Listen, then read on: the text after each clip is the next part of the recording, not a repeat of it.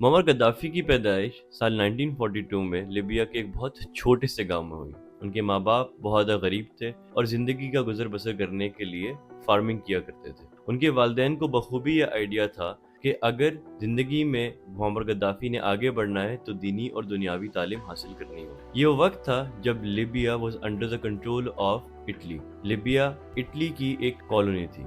ये बात उनको बहुत ज़्यादा बुरी लगती थी कि उनका मुल्क एक वेस्टर्न पावर की कॉलोनी है। जब वो स्कूल जाना शुरू हुए तो उनके कुछ टीचर्स इजिप्शियन थे। वो इजिप्शियन टीचर्स बच्चों को इजिप्ट की आज़ादी की कहानियां सुनाया करते थे। ये कहानियां मुअम्मर गद्दाफी और उनके दोस्तों को बहुत ज़्यादा इंस्पायर किया करती थी। ऐसे में उनको पता चला इजिप्शियन मूवमेंट के बारे में, जिसकी वजह से इजिप्ट आज़ाद हुआ from the British rule. This movement was known as free officers movement. जब गद्दाफी ने इसके बारे में और पढ़ा और समझा तो उन्होंने ये अहद किया कि वो भी फ्री ऑफिसर्स मूवमेंट की तरह की ही एक मूवमेंट लिबिया में स्टार्ट करेंगे और इवेंचुअली लिबिया को इटालियन रूल से आज़ाद करेंगे। स्कूल से ग्रेजुएट होने के बाद साल 1961 में मुअम्मर गद्दाफी ने रॉयल मिलिट्री एकेडमी ज्वाइन की, जो कि बेनगाजी में थी। जब वो वहां पर पहुंचे तो उनको बहुत सारे ऐसे कैडेट्स मिले जिनका नजरिया मुअम्मर गद्दाफी के नजरिए से मिलता था। तो सब कॉलीग्स ने मिलके एक नई मूवमेंट को स्टार्ट किया जिसका नाम रखा गया फ्री ऑफिसर्स मूवमेंट। इस मूवमेंट का एक ही ऑब्जेक्टिव था, that was to liberate Libya from the Italian rule. 8 साल तक ये मूवमेंट चली।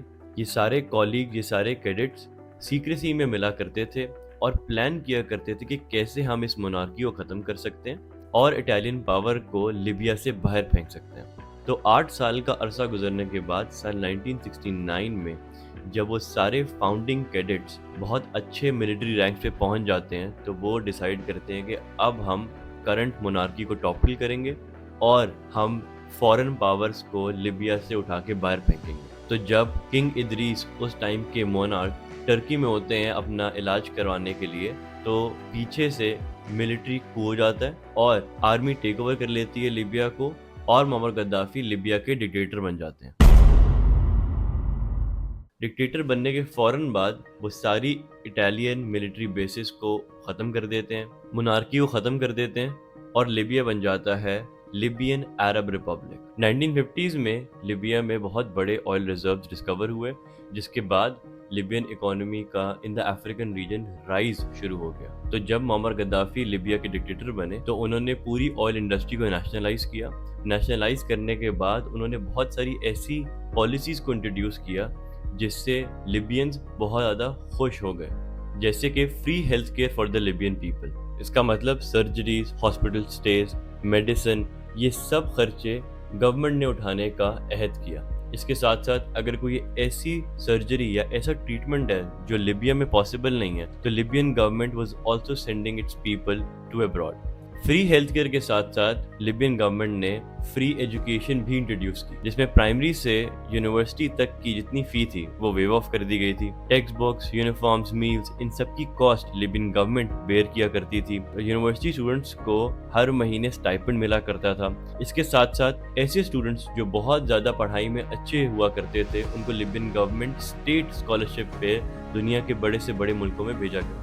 इसी के साथ साथ सब्सिडाइज्ड हाउसिंग भी इंट्रोड्यूस की गई। गद्दाफी की एक बहुत फेमस सेइंग है जिसमें वो कहते हैं, those who own a house, a car and a salary are not poor. He was of the view कि एक शख्स जिसके पास गाड़ी, घर और एक इनकम है वो बंदा गरीब नहीं है और उनको अपने मुल्क में गुर्बत को कम से कम करना था और इसका बेहतरीन तरीका था कि लोगों को घर दिए जाएं, उनको इतना एबल बनाया जाए कि उनकी अच्छी सैलरीज हो, उनके पास साथ साथ एक अच्छा व्हीकल हो। इसी के साथ साथ गद्दाफी ने कोशिश की कि वो सिर्फ अर्बन पॉपुलेशन को एलिवेट ना करे बल्कि रूरल पॉपुलेशन की भी बहुत ज़्यादा मदद करे और इसी चीज़ के लिए उन्होंने landing and farming support program शुरू किए, जैसे कि free lands for farmers, free seeds and life stocks, free agricultural equipment, so that farming population able हो सके कि वो ज़्यादा पैसे कमा सके, इवेंचुअली ज़्यादा वेल्थ एक्यूमुलेट कर सके। ऐसा भी हुआ करता था कि जब 2 यंग एडल्ट्स की शादी हुआ करती थी तो शादी का पूरा खर्चा लिबियन गवर्नमेंट उठाया करती थी और साथ साथ बहुत सारे पैसे भी उस कपल को दिया करती थी कि वो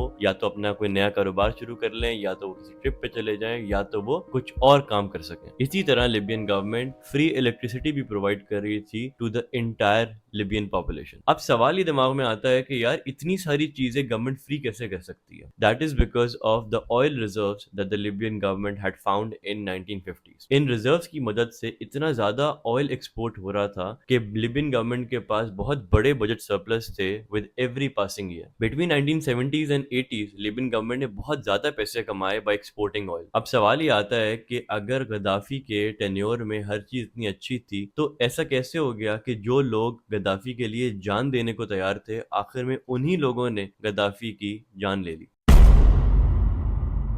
तो उसकी डेथ का प्राइमरी रीजन है द गोल्ड दिनार प्रपोजल. 2009 में मुअम्मर गद्दाफी ने अपने लोगों को और फेलो अफ्रीकन कंट्रीज को प्रपोज किया कि हम अपना ऑयल अमेरिकन डॉलर्स में नहीं बेचेंगे, हम उसको बेचेंगे एक नई करेंसी में जिसका नाम होगा गोल्ड दिनार. गोल्ड दिनार का मतलब ही यही है कि ऐसे दिनार जो कि गोल्ड से बने हुए हैं. तो इसका मतलब ये हुआ जिस कंट्री के पास जितना ज्यादा गोल्ड होगा वो उतने ही ज्यादा दिनार को इस्तेमाल करके ऑयल खरीद सकेगी. अब इस थॉट की रैशनल ये है कि हर कंट्री की जो करेंसी होती है उसको प्रिंट किया जाता है based on the gold reserves that the country has. तो जिस कंट्री के पास जितने ज्यादा गोल्ड रिजर्व्स होंगे उतनी ही उस कंट्री की करेंसी की वैल्यू होगी. अब कहा जाता है कि अमेरिका के पास बहुत अरसे से गोल्ड रिजर्व्स एग्जिस्ट नहीं करते. इसका मतलब ये है कि अब जो करेंसी प्रिंट हो रही है वो गोल्ड रिजर्व्स की बेस पे नहीं हो रही. तो टेक्निकली देखा जाए तो अमेरिकन डॉलर्स की वैल्यू नहीं होनी चाहिए बिकॉज